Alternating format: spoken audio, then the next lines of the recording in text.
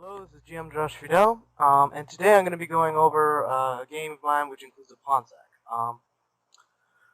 Sacrificing a pawn is very, very common in chess from all levels, and it's a question of often like whether it's worth it or whether your position warrants it, whether you have to do it out of desperation. And it's a very interesting question. It's really what defines players' styles a lot. Like a lot of players will sack a pawn. Even GMs will sack a pawn when other GMs will not. There's some situations where you either really have to do it, there's no choice, or maybe there are some situations where it's clearly wrong. But there are a lot of sort of iffy situations. But yeah, it's a very, very interesting topic in chess, sacrifice of anything, at least in my view. But, in this game I was black against 𝐻𝐸𝐬𝐽. Very tough game. Opponent, obviously. From the World Open, the same tournament as before, this was round 8. So I'd have to win 2 games to even maybe get anything in the way of money. And, I had to play 𝐋𝐞𝐯𝐶 in the first one. So not an easy situation, especially with black. However, I'd drawn him twice before, so it wasn't like I had, no chance. But beating him is not an easy thing. So this was the situation. So in this position, if you were black, for example, decide what would you do. I'll give you 2 options, Queen C7 and B5. Now, I'm sure you can guess what I play, but I'm curious, what you guys would do. Now, obviously, I can't hear what you do, but you can at least decide for yourself. Take a moment to think about it if you'd like. I'm sure you can guess what I did. So if you'd like to think about it more, again, pause your video anytime. So what I did was B5. I thought that if I played Queen C7, which is quite possible, I'd just be a bit worse. For example, white can play Bishop E2 now, seems logical. D6, because if I allow like a rook into D6, I could be in real trouble. And now he can either do one of 2 things. He can burst the position with Rook D2. This is, I think, what he was going to do after the game. From our post-mortem, at least, my impression was. He'd probably double on the D file, get some nice pressure, and white would be just slightly better, because I don't really have any compensation for it. So he'd just press me basically at his will, which not exactly something I want, especially in a game where I'd like to at least have some remote winning chances. Another possibility for white, by the way, which I thought was more dangerous even, was playing G4 and trying to play for a kingside attack. Now, with a pawn on H7, this wouldn't be a huge deal, but because early in the opening I moved my pawn to H6, now I'm actually very vulnerable to the break G5. So this might even be a stronger idea, but, I mean, to each his own. In any case, I didn't want either of those things happening to me, so I decided to break with B5. This is a very common type of pawn sack, where your capitals on opposite sides, you're not too concerned with the material count as you are in other positions, because attack is a big part of it, and often you sack pawns to open up the opponent's king. Now this one looks a little funny at first, because the king's not really getting open. B and A are still staying, but C is lost. However, once the C pawn goes, I'm always sort of looming over the rook takes C3 sack, and also it loosens his grip on D5, which is more important in this particular position. So he takes. He doesn't have too much choice in the matter. Take, and now he has the choice of which way to take. Now, bishop takes B5 looks natural. However, we both rejected it during the game due to Queen A5. And it looks like black's getting some very strong pressure, on both the C file. Rook takes C3 is already a threat. The bishop's a little loose. D5's coming. Interestingly, the computer likes this continuation because after A4, it doesn't really think much of this exchange sack. However, for a person to deal with this, it's not so easy, followed by D5 here. And you're going to take on E4, and again, I mean, it's probably not enough compensation here, I'd say. Almost for sure. However, it's practically a little difficult to play. At least I could maybe present some problems. But, again, I think maybe this would have even been the objectively better option. It's hard to say.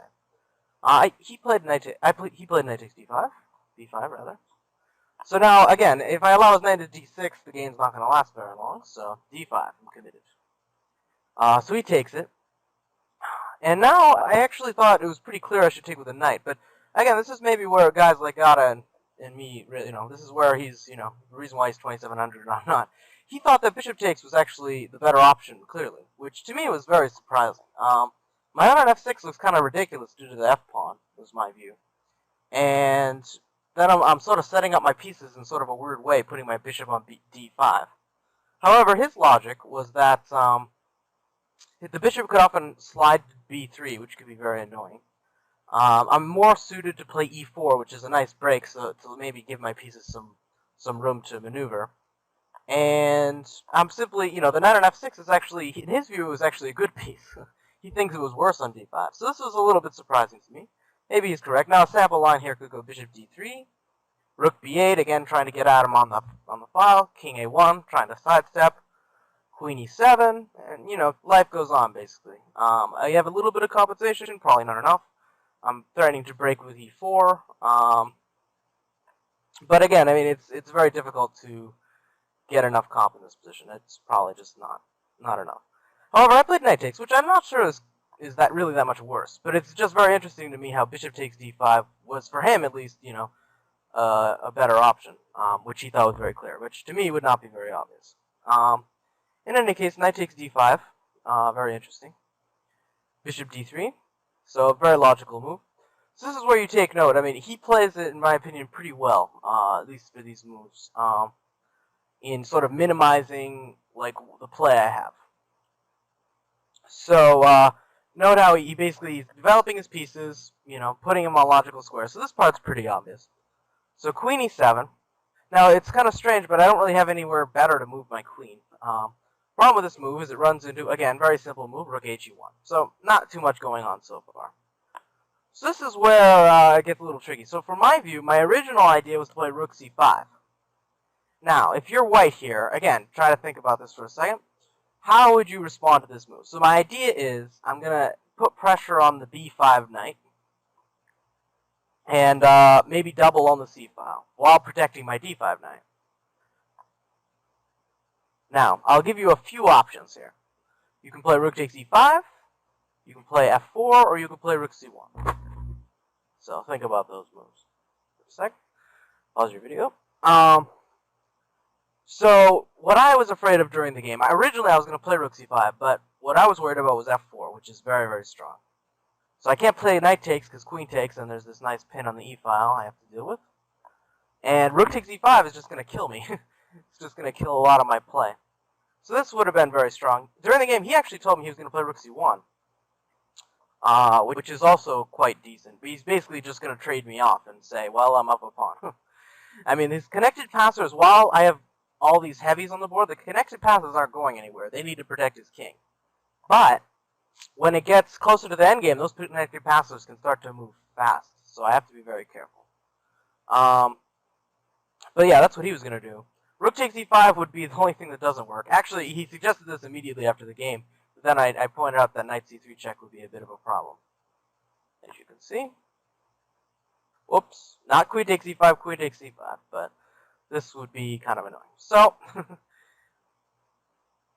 that would not be best. So I played rook fd8.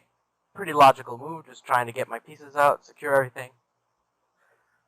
g3. Now this is a move, like these are the types of moves that are very good to play. Like when you're trying to basically, he's trying to kill my play.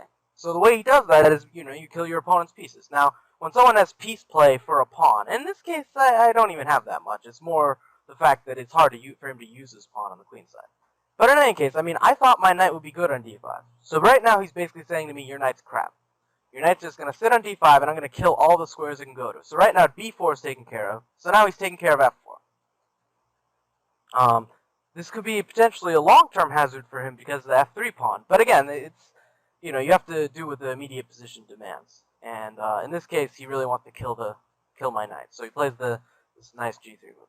So now I have a couple choices here for black. It's either to play rook b8 or to attack the knight immediately. I chose the wrong one. Again, if you'd like to think which one you do, take a moment. It turns out the correct way is to attack the knight immediately with something like bishop a6. And it's actually not so easy for white here. For example, if he plays queen e2, which is quite logical, now there's rook b8, putting pressure on my knight, a4 for instance, and then queen b4. And it's like, you can play queen c2, but obviously it's not so easy all of a sudden. There's queen e4 here, I think, but then I had something weird like rook takes b5 and knight d3 is the threat. I don't know, but anyway, it's a mess now. You could also try king a1, But now I have, and again, I didn't see this during the game, but computers come up with